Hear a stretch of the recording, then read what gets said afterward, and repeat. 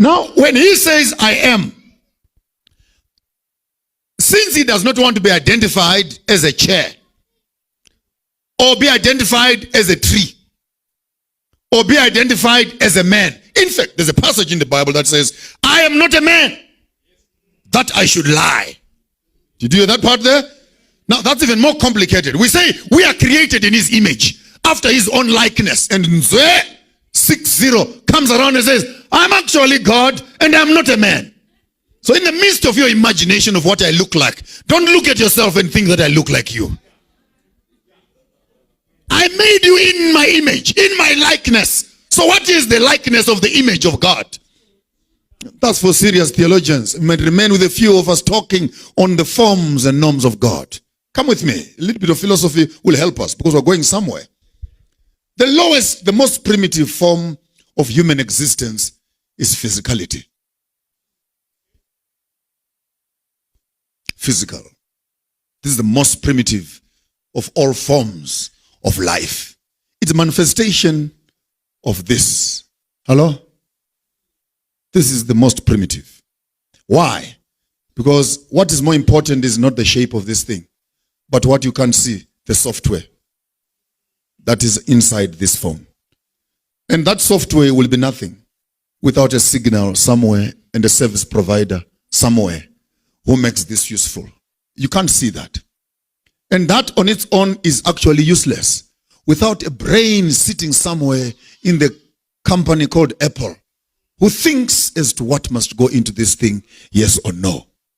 So there is more which we can't see than that which we can see.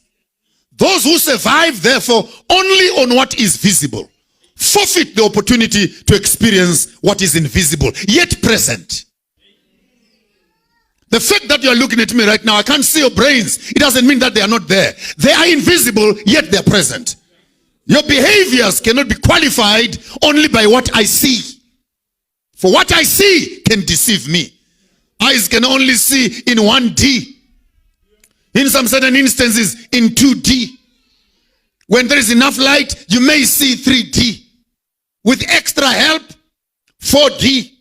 Here, there, 5D. You can see under and over. 6D, 7D. It becomes spiritual and supernatural.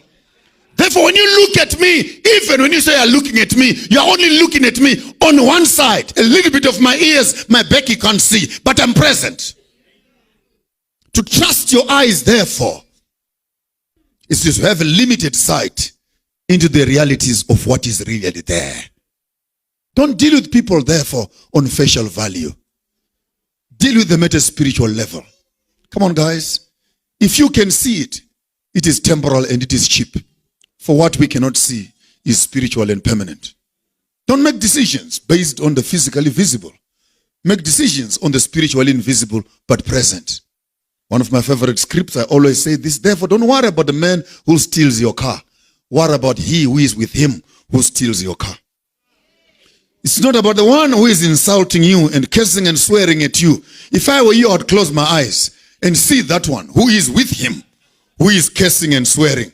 For there is a voice that is managing the visible in the space of the invisible.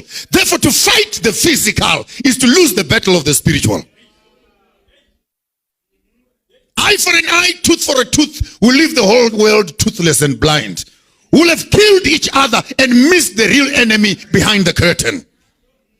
Therefore, use physical strength for physical stuff. But when you want to deal with the issues, use spiritual understanding to deal with physical impossibilities. For there is always a whisper of the supernatural behind the natural.